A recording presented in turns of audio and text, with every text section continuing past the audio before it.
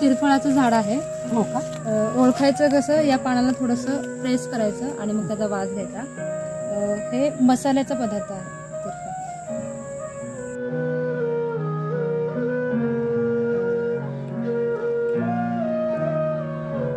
हे कोकमचं झाड आहे.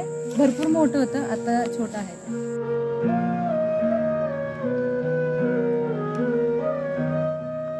ही फापट वनस्पती आहे.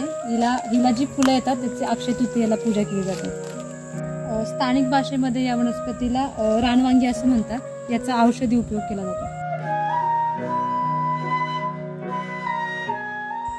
हे आजण्याचं झाड आहे.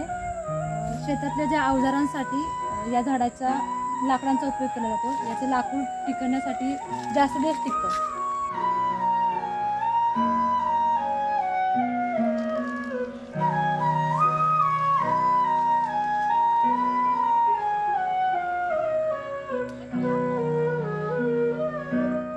या झाडाच्या खोडावरती जो आळू दिसतोय त्याला रुखवळू म्हणतात. हा शक्यतो झाडावरतीच उगतो, जमिनीवरती उगत नाही.